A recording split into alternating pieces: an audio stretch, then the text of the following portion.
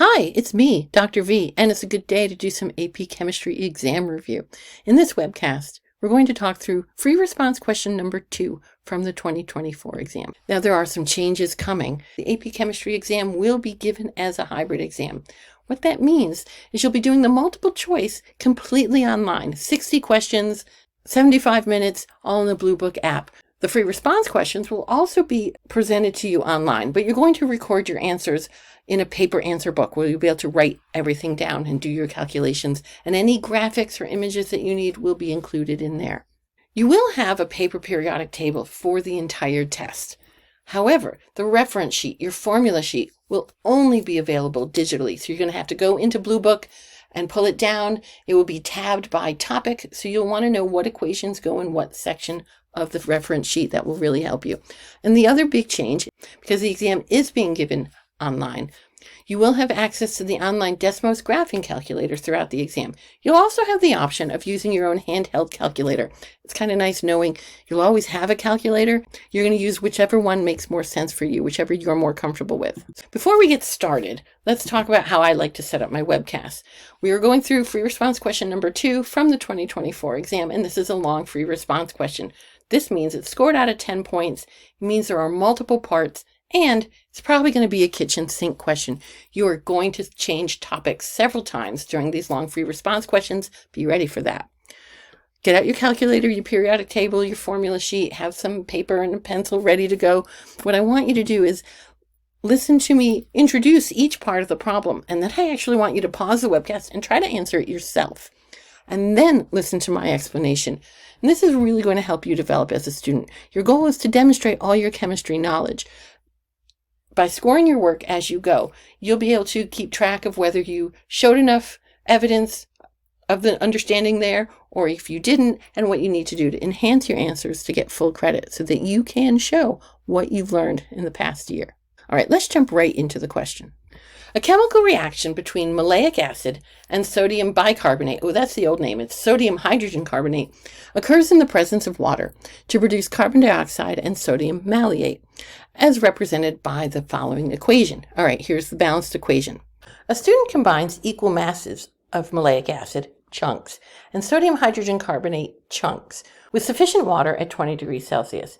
The student determines that 0.0114 moles of carbon dioxide gas is produced after the reaction goes to completion. Calculate the number of grams of CO2 produced. Okay, so hold on. We know moles of CO2. We want to find the grams. This is a simple moles to grams conversion. We need the molar mass of CO2, which is 44.01 grams per mole. Just a word of advice when you're calculating molar mass for the AP exam, keep as many decimal points in the molar mass as are on the periodic table for the elements you need. I always recommend at least 2 digits after the decimal place for any molar mass. All right, so I know moles of CO2. I need to calculate grams of CO2. I'm going to multiply the moles of CO2 by the molar mass, and I get a mass of 0.502 grams of CO2. Make sure you show the work here. It's a simple calculation, but you need to show a setup, and that will get you 1 point for a setup with a correct answer. The CO2 produced from the reaction at 20 degrees Celsius was collected and found to have a pressure of 1.25 atmospheres. Calculate the volume of CO2 gas in liters.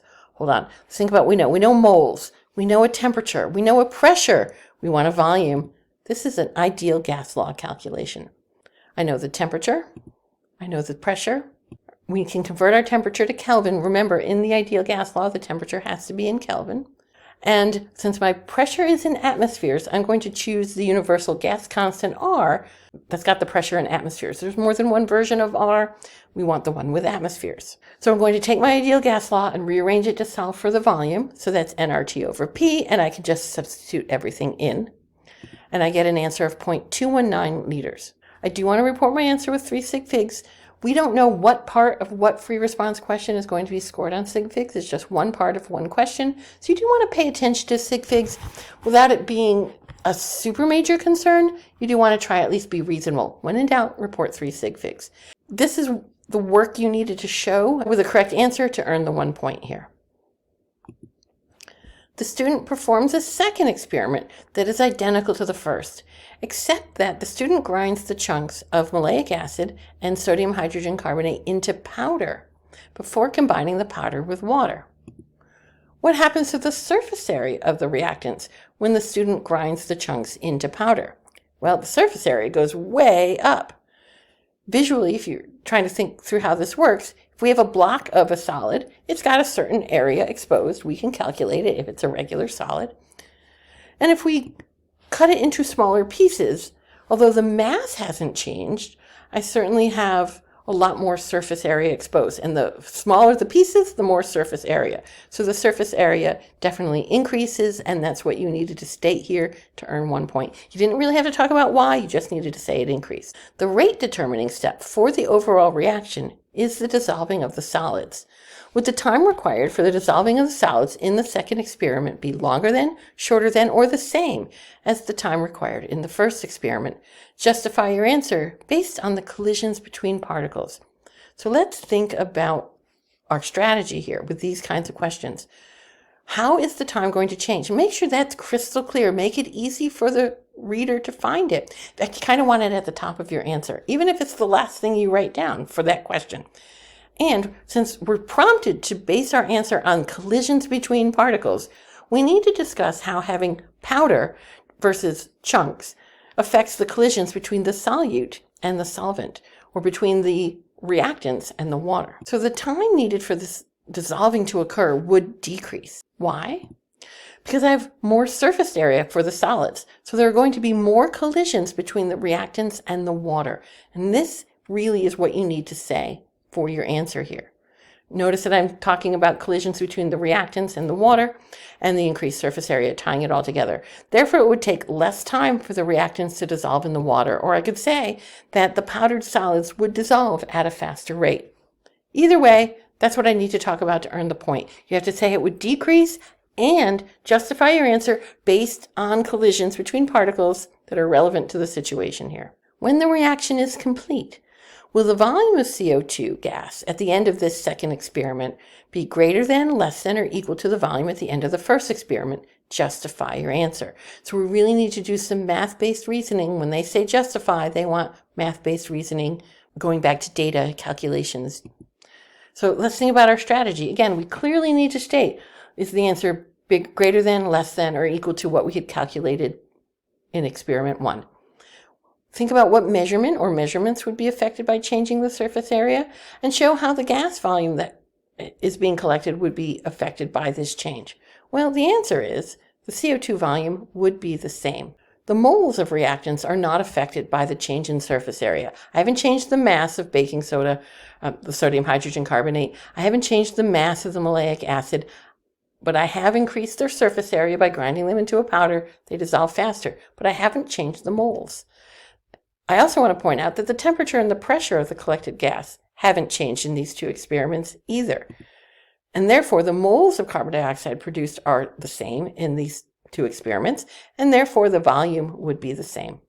That's what you needed to say to earn the point here. So you needed to make a correct claim that the CO2 volume would not change and back it up in terms of the moles not changing.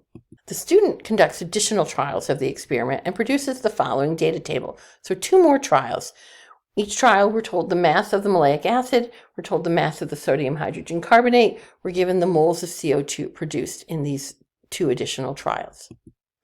Based on the student's data, identify the limiting reactant in trial 3. Justify your answer.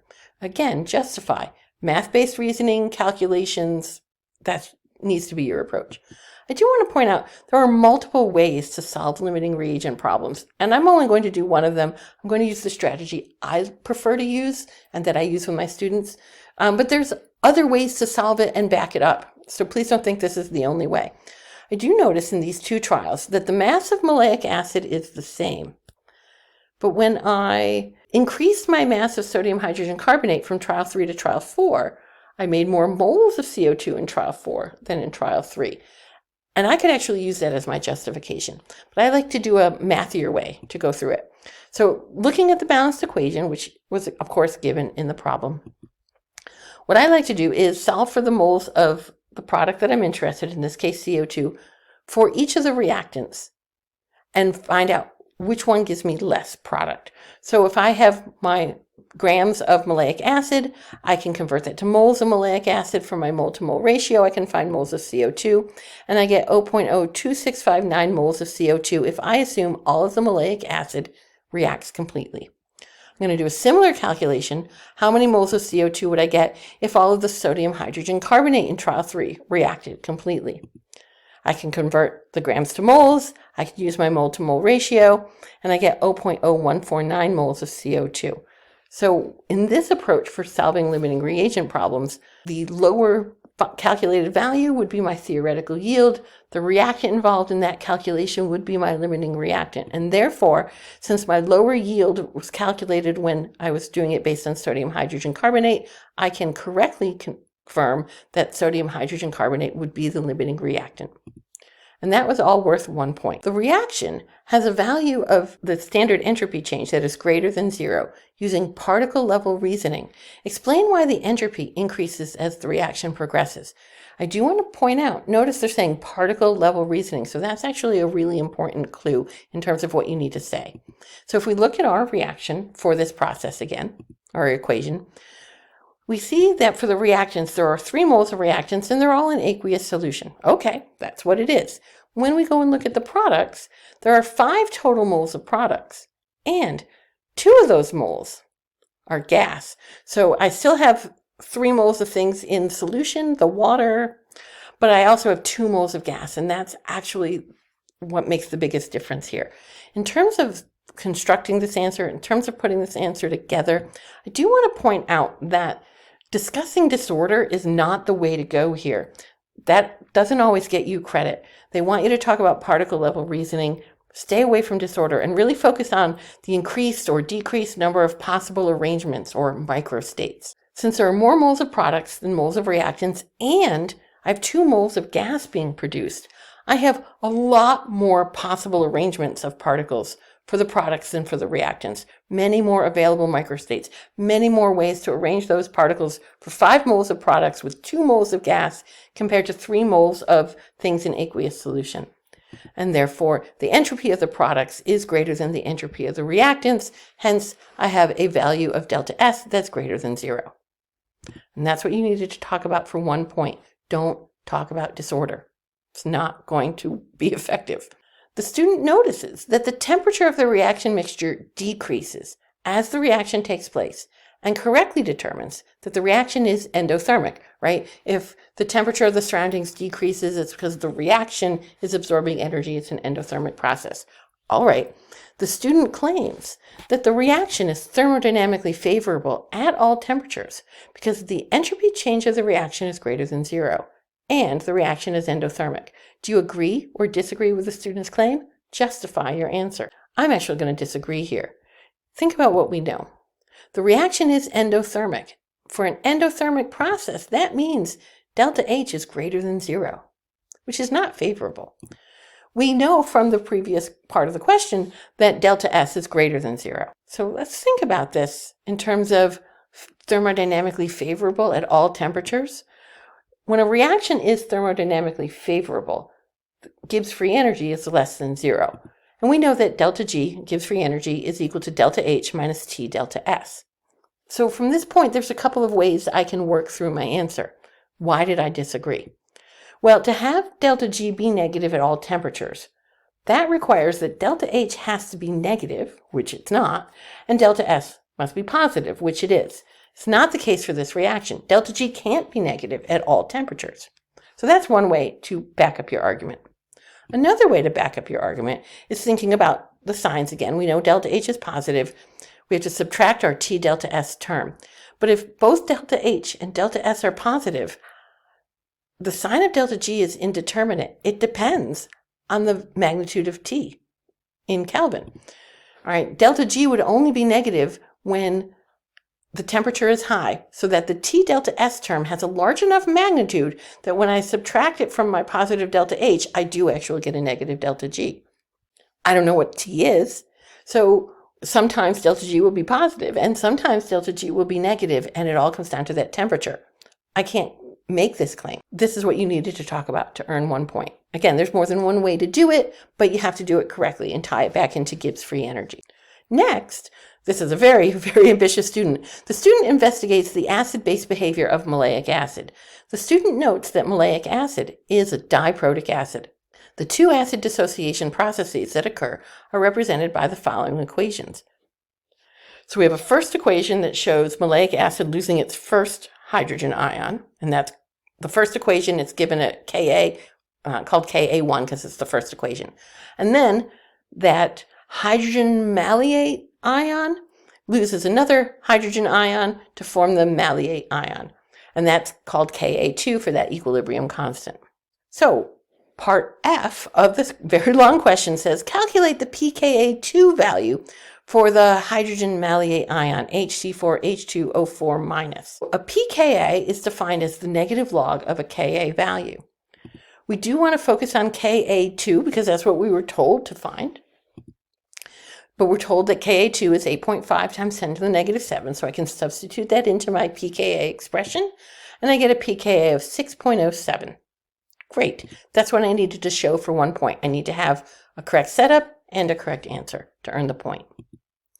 A buffer solution with a pH of 7.00, is prepared using the completely deprotonated malleate ion and the hydrogen malleate ion.